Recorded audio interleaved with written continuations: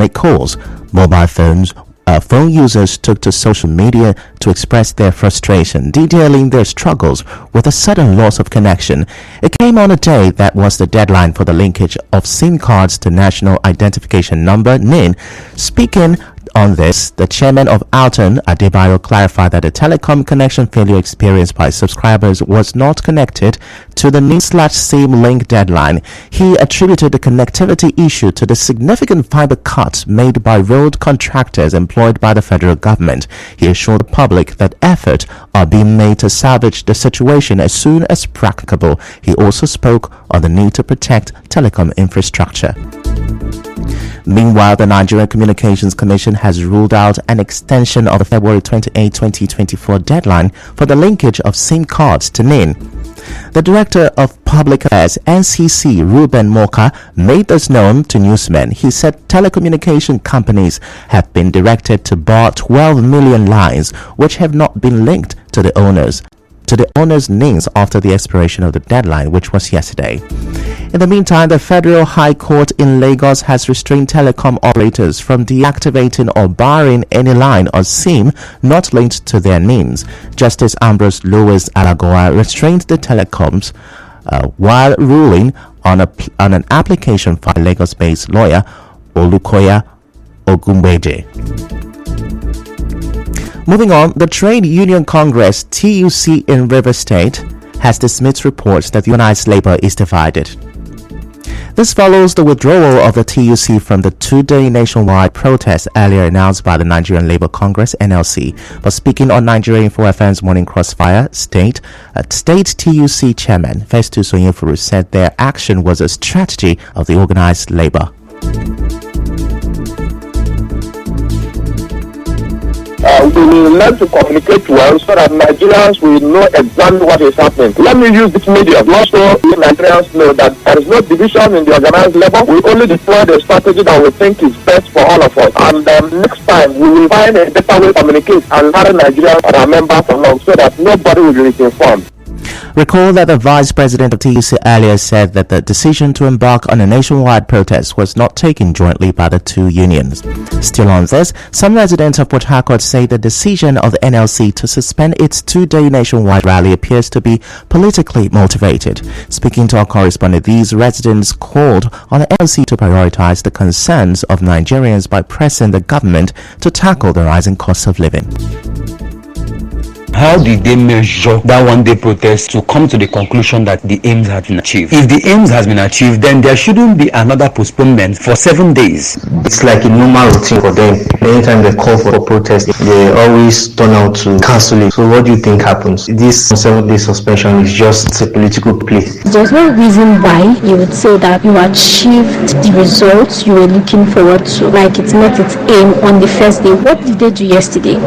I think it's just a strategy for them to strategize themselves and know the way forward. So the protest yesterday was just a way to ignite the belief and the trust of Nigerians in labor again.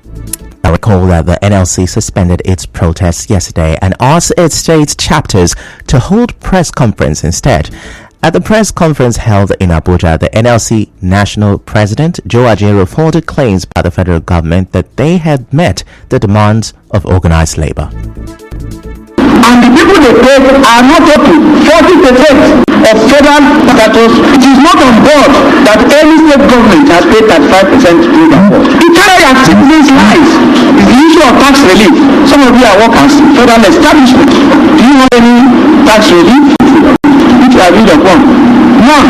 Find out where leader of PMS is being lifted from the Port Harcourt refinery. And how will I come on national television to tell people that this has been substantially complied with? But the special advisor to the president on information and strategy, Bayo Onanuga, says otherwise. The government has done substantially what was agreed upon. I was at a review meeting some weeks ago where government was taking all the items agreed upon and which have been done. The way that was, the government was so neglecting it. In fact, at a stage, the president himself had to call on the officials to know why they blocked it. The 35,000 wage award to civil servants, up to date. But I can tell you, as I was speaking to you now, that has been done. In Rivers State, there was no press conference as directed.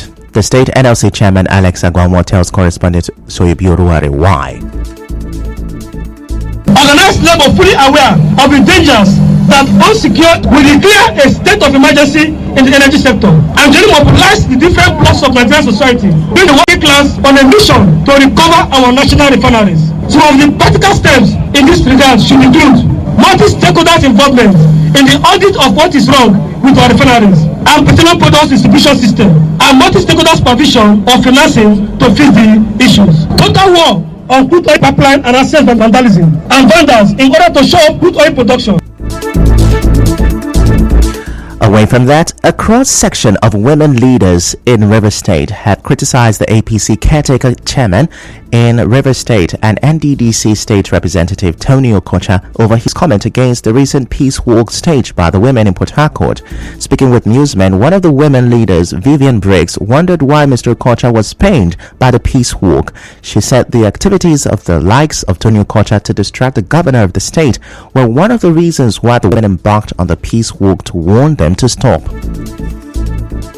We Rivers women went on peace walk and issued a 9-point communique in which we expressed our support for the development of the state and demanded that the governor of Rivers State, His Excellency Sir Similar Fubara, be respected and be allowed to govern the state, and further call on Rivers people to give peace a chance. What is wrong with this demand by the women?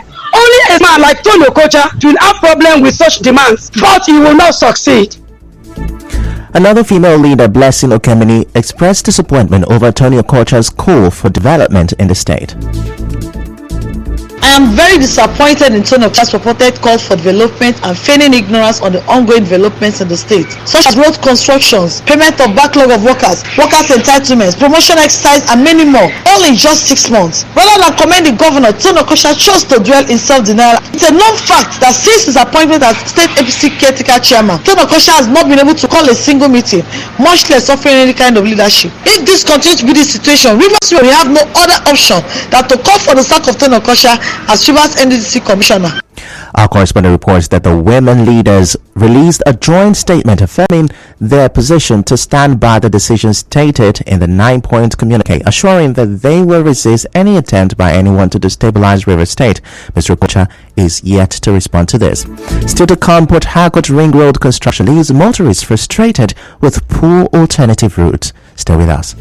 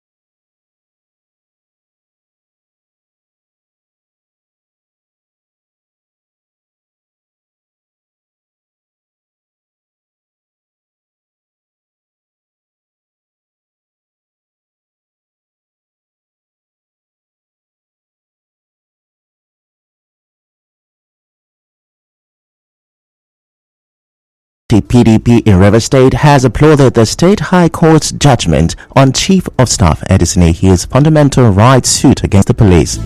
The State Publicity Secretary of PDP, Sidney Wara, emphasized in an interview with correspondent Mekotoka that the judiciary has proved to be the beacon of hope for the common man and the oppressed.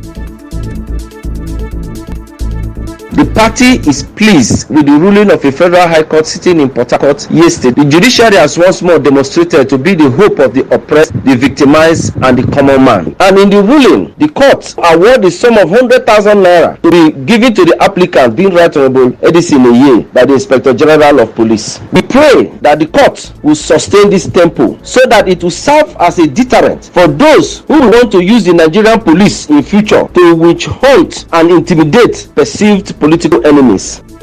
Mr. Wara also encouraged Rivers youth to stand in support of Governor Siminalayi Fubara's administration.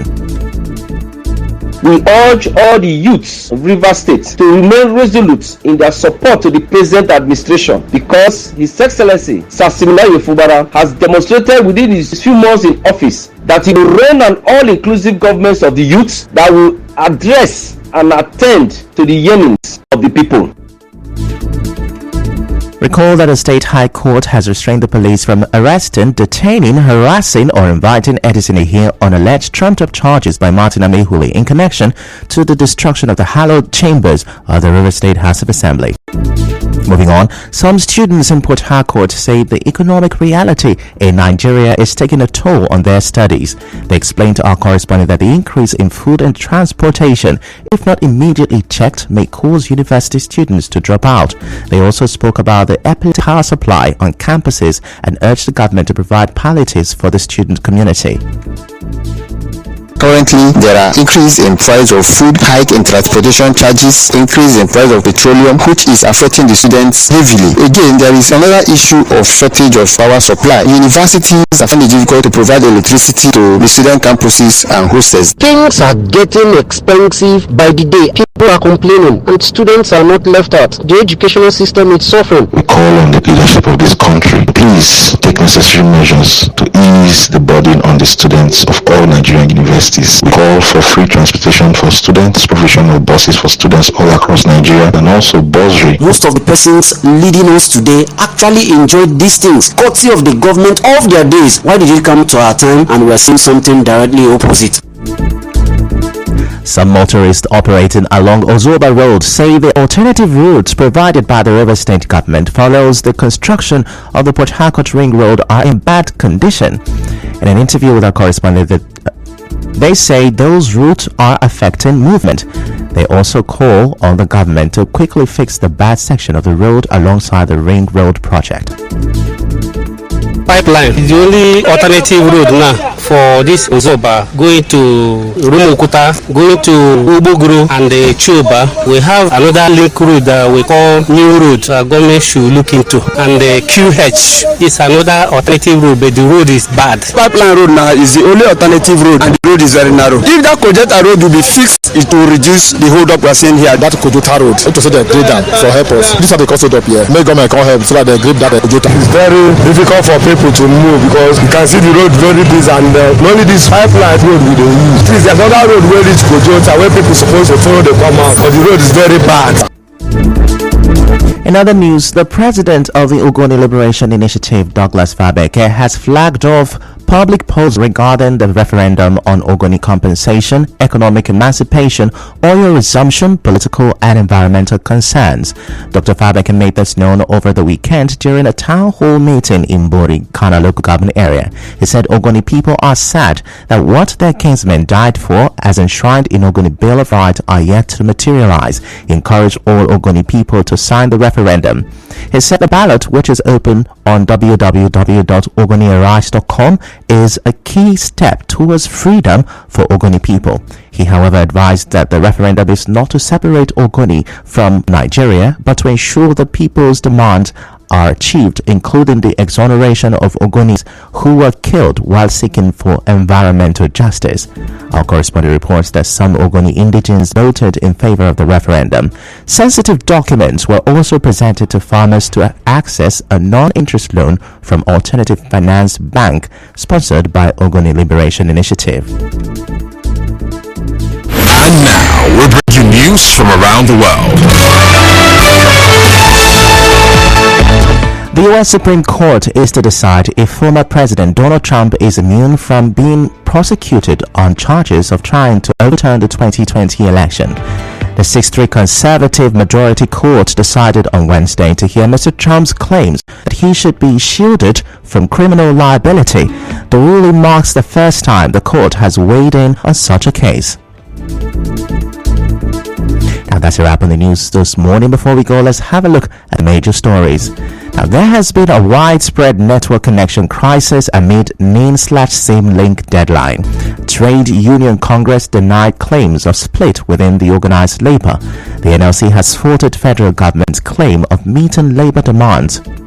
Women leaders slam critics of Women Peace Walk in Port Harcourt. Port Harcourt Ring Road construction leaves motorists frustrated with poor alternative routes. In other forums, top U.S. court to rule on immunity claims of U.S. President Donald Trump. The news was edited by Chioma Ezinwafo.